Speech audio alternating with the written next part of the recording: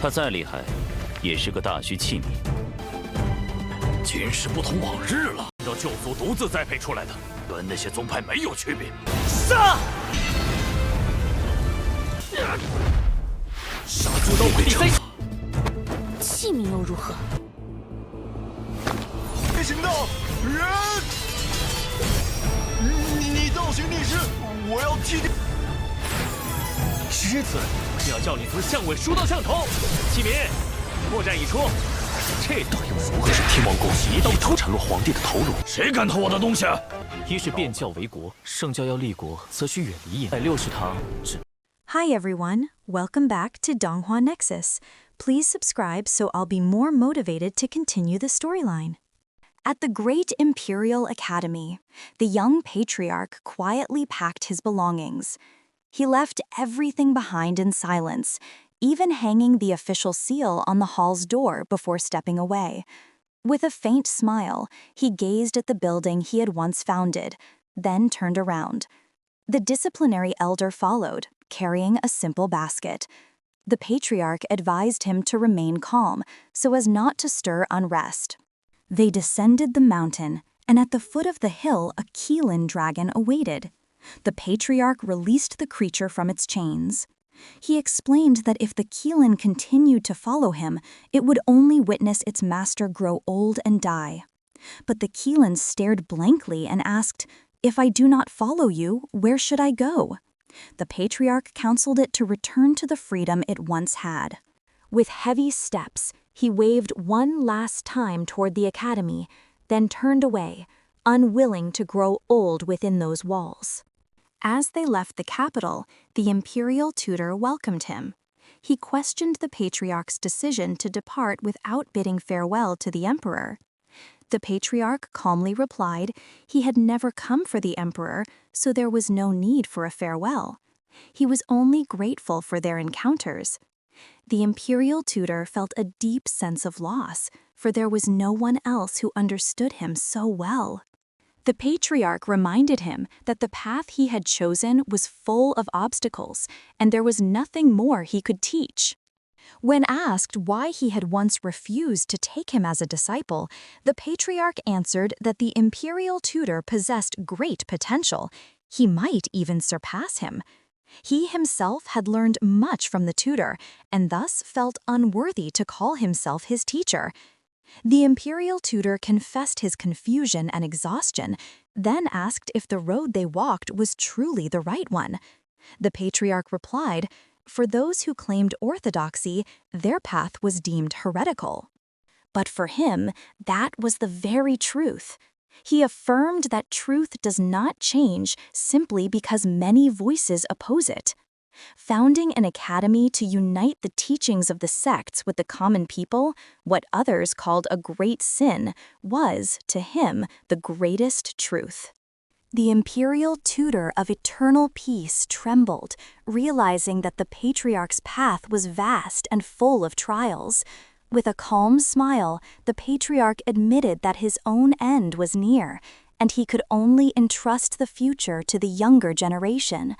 The imperial tutor bowed deeply, expressing gratitude for all the support given throughout his life. They parted with solemn respect. The imperial tutor vanished into the bustle of the city, while the patriarch continued his journey to pass the sect's leadership to the young sect master. At the border of the Great Wall, Chancellor Bossen led Qinmu and Ling Yushu into the fortress with a grim face. A barbarian general tried to stop them under the decree of the Holy Land, but Bossen's sharp gaze made the guards tremble, and the gates were opened. As they passed through, Qinmu was startled to see a young barbarian training atop the tower, unleashing strikes of tremendous power. Noticing Qinmu's gaze, the youth enthusiastically introduced himself, Pangongso, son of the Prairie King. He vowed that one day he would defeat Basan. Bossen was impressed and asked him to demonstrate his strike once more, praising his talent and strength. Qinmu also agreed, realizing that such a gift was possessed by only a rare few. While they departed for the Kingman route, Pangongso trained with even greater determination. But before long, a shaman king appeared, scolding the guards for allowing Basan to pass unhindered. One of the generals reasoned that Basan's power was simply too overwhelming to stop. As the shaman king's fury reached its peak, his eyes fell upon Penggongso. At once, he was captivated by the youth's talent. After confirming his identity, he declared that this young man was the long-sought reincarnated Holy Child.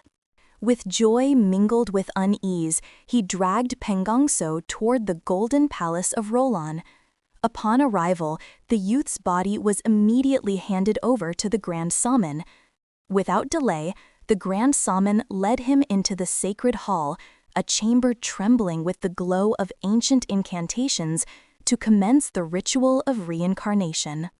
As the magic circle ignited, the elders whispered, "This youth's body, it is identical to the former Grand Master." Suddenly, from within the temple, a terrible cracking sound echoed. The figure of the Grand Master burst forth in the form of a skeletal monster, its hollow eyes glimmering with boundless ambition. In a flash, he hurled himself into Penggongso. A silent scream reverberated. The youth's soul was torn apart, shattered into faint fragments, as the Grand Master's essence seeped in, seizing his youthful vessel. Yet the ritual did not unfold in secrecy. Another world trembled. The air turned frigid. From a tear in time, a small boat drifted slowly, defying the flow of reality. Atop it stood a pale elder carrying a dim green lantern, his face as cold as death itself. His hands busied themselves folding paper men and horses, which came alive like true creatures, galloping toward the golden hall. 17 golden skeletons, the eternal guardians of the Grand Master, rose and blocked the way. Battle erupted. The clash of bones rang against razor-sharp folds of paper. Horrifyingly, the paper weapons pierced the golden bones, shredding defenses long thought unbreakable. One by one, the giant skeletons staggered, cracked, and collapsed. Amid the chaos, the Grand Master inhabiting Penggongso's body hastened the transfer ritual. Blood-red light engulfed the altar, making the floor quake and the air wail. The death boat drew nearer. From within the green mist, a pair of colossal hands reached out, striving to seize the Grand Master's soul before it fully merged. The entire hall was caught in a struggle between two worlds. Then, at the final instant, Penggongso's eyes suddenly snapped open. In that moment, the link between realms shattered. A blinding explosion of light tore apart the flow of time. The small boat was hurled into darkness, the papermen burned into ash, and the hands from beyond dissolved into smoke. A suffocating silence filled the hall. Every gaze was fixed on Penggongso, who now stood tall with the aurora of the Grand Master shimmering around him. The Grand Shaman and the other elders immediately knelt, paying their respects to the success of the resurrection. With a faint smile, the newly reborn Penggongso spoke. His voice was cold, yet carried unshakable conviction. "With this youthful body, I will begin anew, and this time, not even the blades of heaven will be able to touch me." Meanwhile, along the Kingman route, Qinmu handed 2 bottles of spirit pills to Chancellor Basan before leaving to purchase herbs for refining them. At the medicine shop, an assistant informed him that the patriarch was looking for him and advised him to head to the prefecture of Harmony without delay. Qinmu complied. Without a word, he quietly left the inn together with Hulinger. Not long after, Ling Yushu, fresh from his bath, discovered that Qinmu had departed without leaving a single message. Disappointed and confused, he asked Basan, but Basan himself did not know the reason. He only tried to reassure the young lady by saying that Qin must have gone with his fox and that it was not a case of abduction. Ling Yushu fell silent, her heart clouded with questions. Why would Qin leave in such secrecy, she wondered. At the same time, Basan decided it was time for them to return to the academy.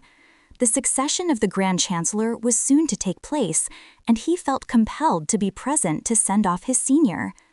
Ling Yusio nodded, trying to understand, though her heart remained restless with curiosity. Qin, meanwhile, was already on his way to the Prefecture of Harmony. Along the road, he witnessed spreading chaos and escalating rebellions. The sects accused the imperial tutor of orchestrating the turmoil, and they rose up in arms under the banner of justice. The empire was losing its grip. Officials who once came from those very sects now joined the uprisings, shaking the foundations of power from within. Doubt began to creep into Qinmu's heart. He wondered whether the imperial tutor truly had the strength to quell this storm.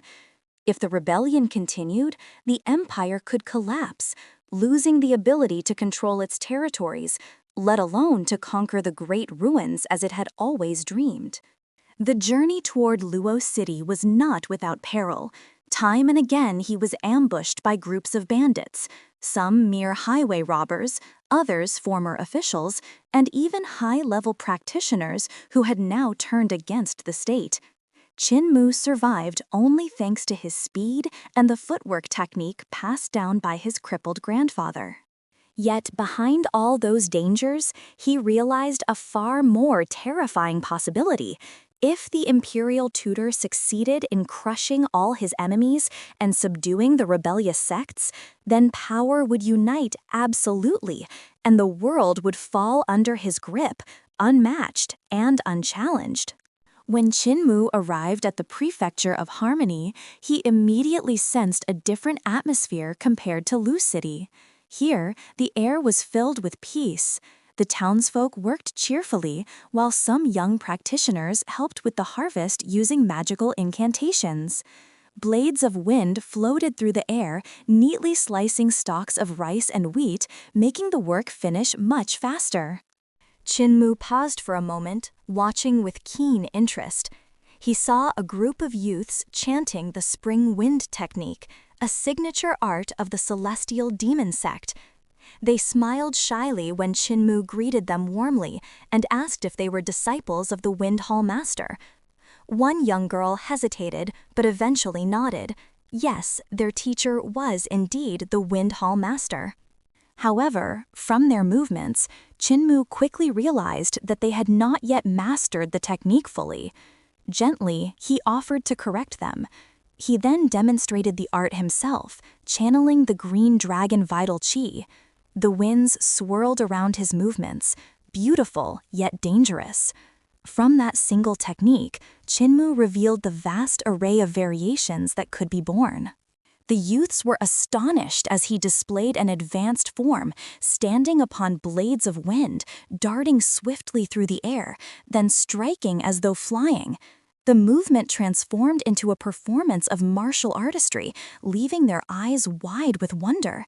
Not stopping there, Qin showed how the wind incantation could evolve into sword techniques, even into blade-like projectiles to magnify its destructive force. Each variation was executed with flawless precision. After the demonstration, Qin sat with them. He explained that incantations should not be confined merely as spells.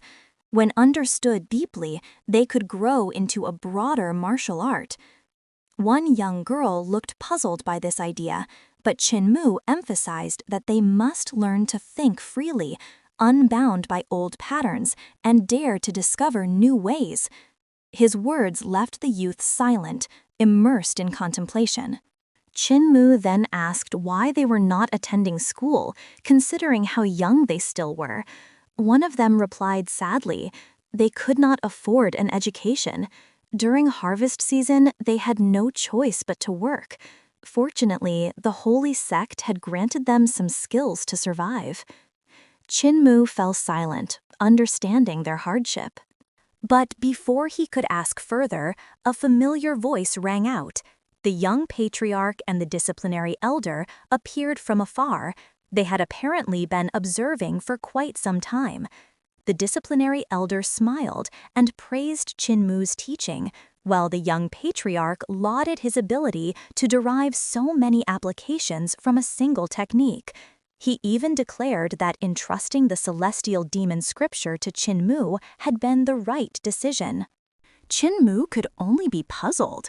To him, it was nothing unusual. But the young patriarch responded with sarcasm, saying that the sect's predecessors were simply not clever enough to come up with the same idea. With that, the three of them continued their journey toward the city. Along the way, Qinmu saw disciples of the Holy Sect using spells for daily tasks, such as digging canals and assisting with the harvest. Although their abilities were still limited, there were simply too many of them for Qinmu to teach one by one. The young patriarch then asked Qinmu's opinion about the situation. Calmly, Qinmu replied that a sect should build an educational system just like the empire, so that its followers would not fall behind the times. He even suggested that the sect should establish elementary, middle, and higher academies. The young patriarch nodded in agreement, but emphasized that such responsibility was no longer his. He entrusted the task to Qinmu as the young leader of the sect. Qinmu was astonished and asked why the predecessors had never done this. The patriarch replied with a scornful tone, saying that former leaders were too busy with personal matters, and muttered that one was too preoccupied with being in love with Granny C. He also pointed out the difference between the heavenly demon holy sect and other sects, where in their sect, the hallmasters did not take personal disciples, making it more suitable to build a system of mass education. Qinmu then proposed that the sect's best disciples be sent to take the Imperial Academy entrance examinations so that the sect could develop faster. The young patriarch smiled and said, "If only you had been born 40 years earlier." Before long, they arrived at a bustling city, and Qinmu was surprised to learn that this was where the sect's headquarters stood. Without much formality, they went straight to the residence of the city's ruler, where the sect's followers had already gathered. All of them greeted Qinmu respectfully while waiting for the arrival of two important figures, the Grand Lady and the Holy Woman. A playful voice came from outside, causing the elders and hallmasters to grow both nervous and excited. The young patriarch quickly went out to scold Granny Sai, telling her not to appear in her true form that was too alluring. Qinmu and the others let out a sigh of relief as the tension subsided. Granny Sai entered and greeted Qinmu warmly. Qinmu even joked about her appearance at the Imperial Academy and defeating Zhenzi, something she denied, though Qinmu proudly stated that he already knew the truth. Suddenly, a servant announced the arrival of the Holy Woman. Qinmu was about to call Granny C's name, but to his shock, another Holy Woman entered. It was Xuanxiang, his former classmate at the Imperial Academy. A soft whisper from Granny C confirmed that Xuanxiang was indeed the Holy Woman of this generation. This revelation left Qinmu stunned. For all this time, he had believed Granny C and Xuanxiang to be the same person. He had even teased her once to confirm her identity, certain it was Granny Sai because of the same sense of embarrassment. This utterly shook his mind. An elder then remarked that the current generation's Holy Woman was far gentler compared to the previous one, who had been considered dangerous. The comment made Granny C furious. Meanwhile, Xuanxiang greeted Qinmu warmly and with respect, to which Qinmu responded in kind. Another elder once again compared her demeanor to Granny C, who, in the past, had tried to force the sect leader into marriage. Enraged, Granny scolded the elder, who immediately fell silent. Qinmu realized that behind Xuanxiang's gentle appearance lay remarkable intelligence and depth. He felt that Sun Xiang was deliberately testing him, even provoking him, despite already knowing Qin Mu's identity as the sect's successor. Granny Si then explained calmly, Sun Xiang had once been personally trained by the young patriarch and was even considered as a potential successor. However, ever since the patriarch met Qin Mu, that decision had changed. The patriarch believed the better choice lay with Qin Mu. Their gazes met. In Sun Xiang's eyes burned a clear fire of rejection. She was not merely angered by the patriarch's decision. She rejected Qin Mu's very existence as the one who had seized the place she believed should have been hers. To avoid direct conflict, the young patriarch devised a plan. Sun Xiang would take the Imperial Academy examination alongside Qin Mu, so their abilities could be compared openly. Unbeknownst to Qin Mu, his outstanding success in the exams completely overshadowed Sun Xiang's achievements. In the end, the young patriarch chose Qin Mu as the sect's new leader because of his remarkable performance. Yet, Sun Xiang still harbored a firm resolve to prove herself. That was why, after Qin Mu defeated Zhenzi, she appeared before him to demonstrate her strength. Amidst the discussions, the young patriarch noticed the absence of Heavenly King Qian, who was usually very active. He suspected something significant had held him back, and the most reasonable explanation was that he had already perished. The patriarch sighed, reminding Qin Mu to treat Heavenly King Qian's family well in the future. Without giving any chance for further questions, the young patriarch immediately ordered the succession ceremony to begin. Gigantic banners unfurled, spreading wide until they covered the sky. In an instant, the city ruler's palace vanished as though it had never existed. Qin Mu felt his body pulled by an invisible force, and when his vision cleared, he realized they had been transported elsewhere.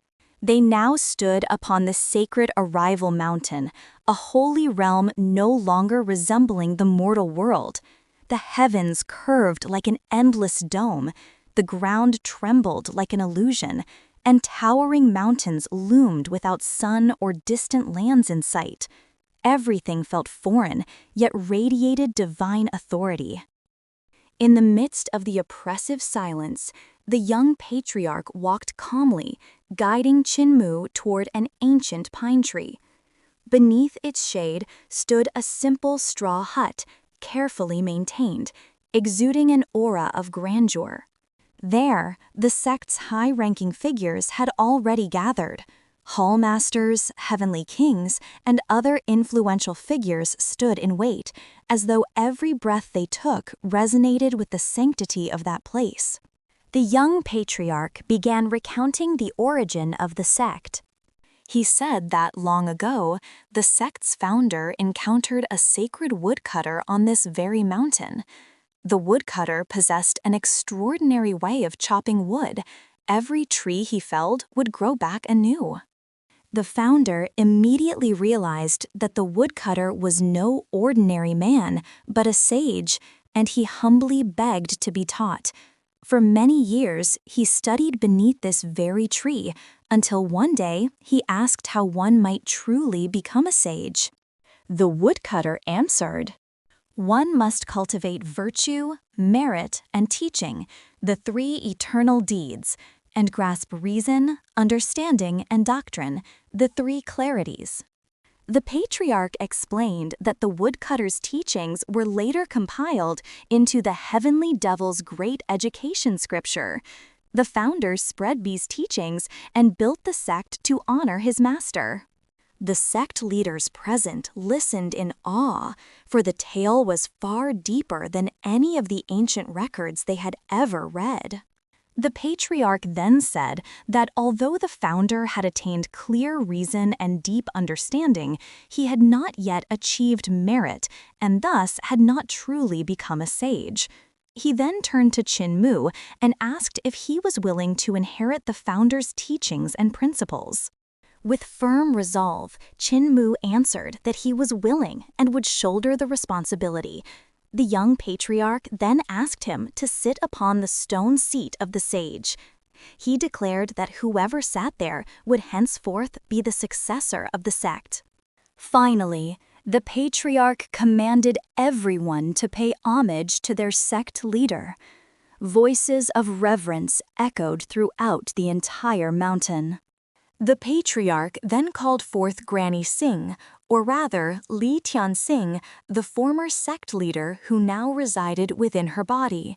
He asked him to pass down the sect's sacred technique to Qinmu. Through Granny Si's body, Li Tianxing obeyed the command with a heavy, solemn voice. He then pressed a finger to Qinmu's forehead. In an instant, golden light burst forth, carrying with it resounding voices that poured directly into Qinmu's mind. Qinmu immediately realized that these were no ordinary sounds. Within them were the teachings of the sacred woodcutter, sermons from the heavens, whispers of demons, and the sacred chants of the Buddhas. He was shaken, for what had been passed down to him was none other than the original scripture of the sage, the very foundation upon which the sect had been built. Meanwhile, at the residence of the imperial preceptor, a scribe reported that a strange phenomenon had occurred in the Harmony Prefecture. The city governor's manor had vanished, leaving behind only a stretch of white earth. The imperial preceptor responded calmly, never lifting his eyes from the imperial documents he was reading. He simply replied, "Understood." However, the scribe, in a worried tone, warned about the danger of the Heavenly Devil sect, calling it a grave threat and stressing the need for vigilance. The imperial preceptor finally raised his head and asked, "Does the scribe know who the leader of that sect is?" When the scribe admitted that he did not, the preceptor revealed that the sect's leader was the former Grand Rector of the Imperial Academy. The scribe was stunned, realizing how many officials and generals might have once been educated under the Heavenly Devil sect's leader. In his mind, this could become a dire threat to both the court and the military. But the imperial preceptor dismissed such claims as groundless.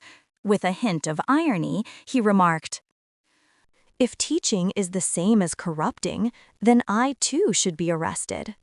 He went on to recall his youth when he had studied under various great sects. The patriarch of the Heavenly Devil sect, he explained, had been the first to guide him without sectarian prejudice.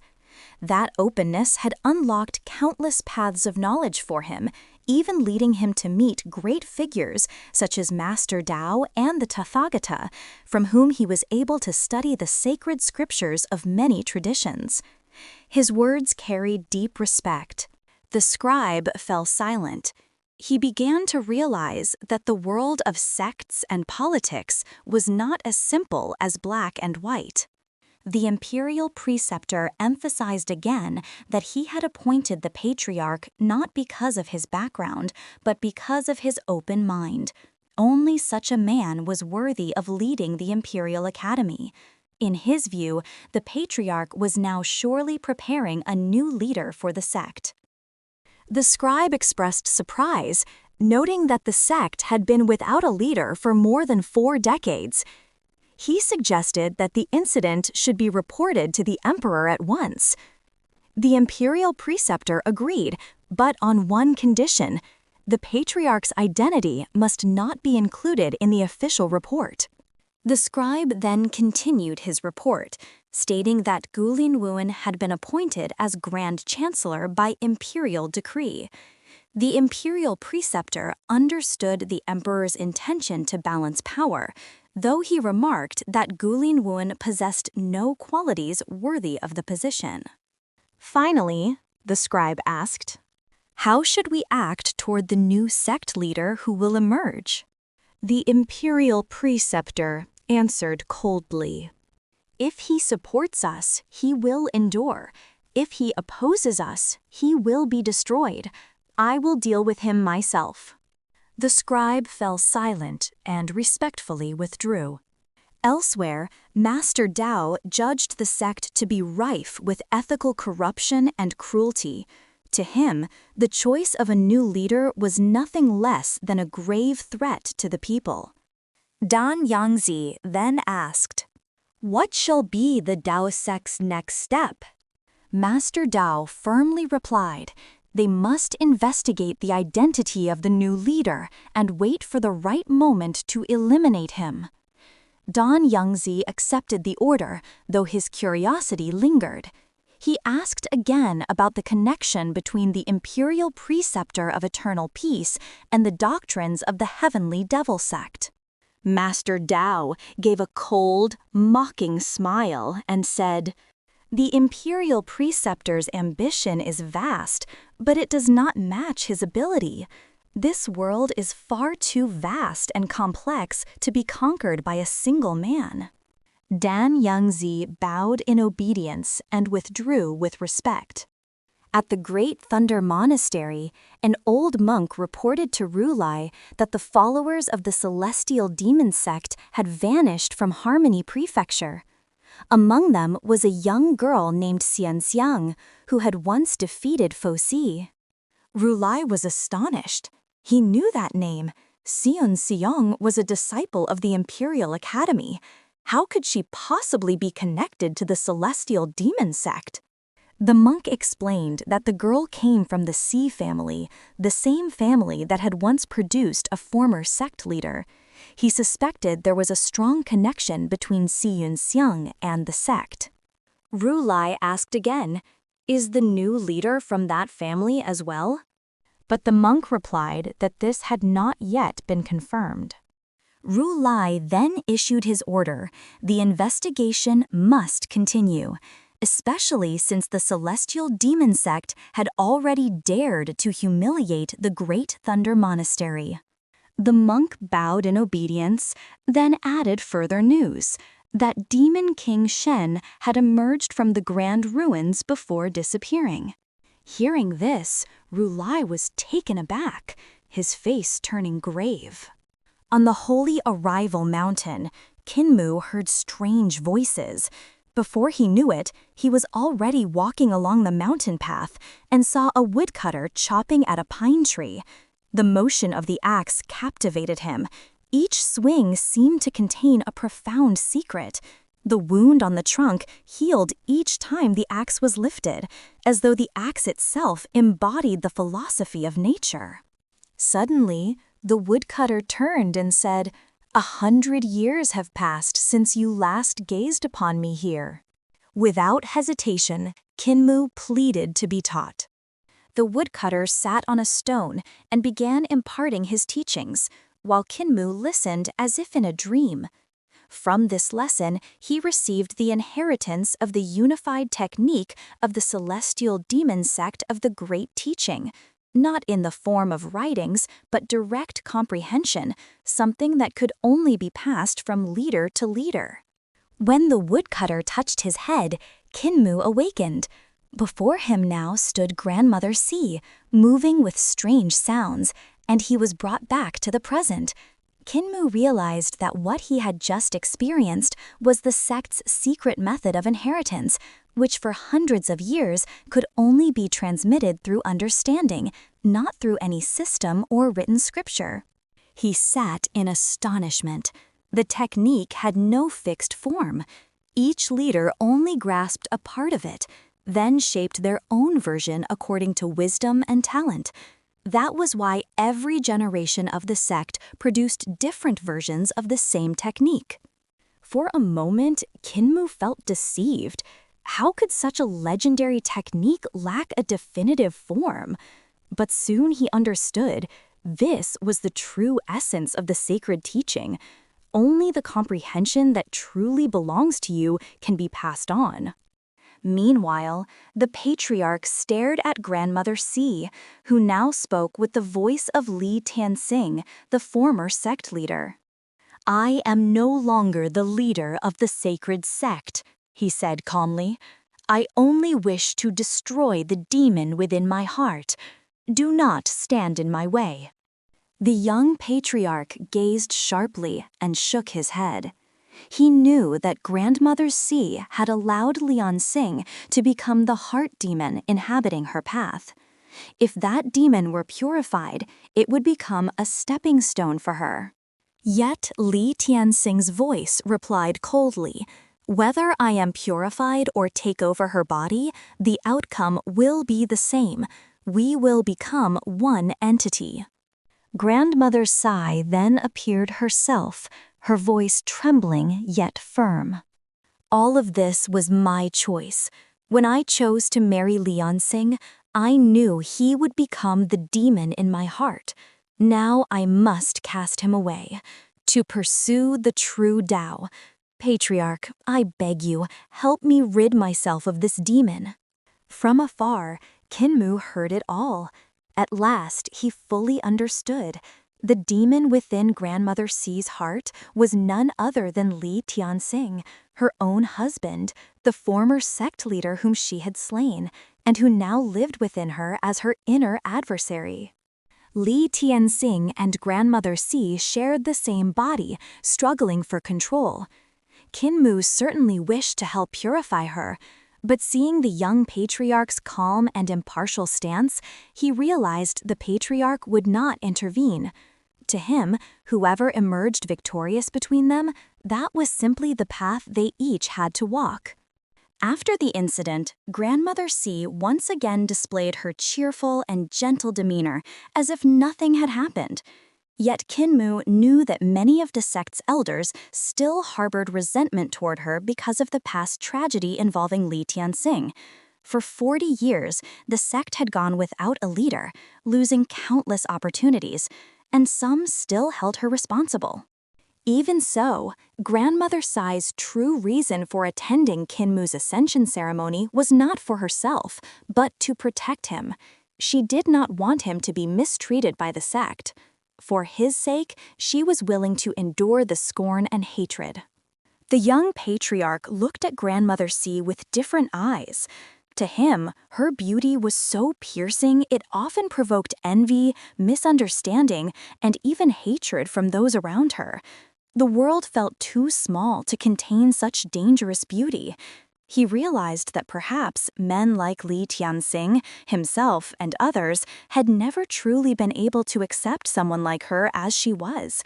To survive, she had been forced to conceal parts of herself, even her own voice.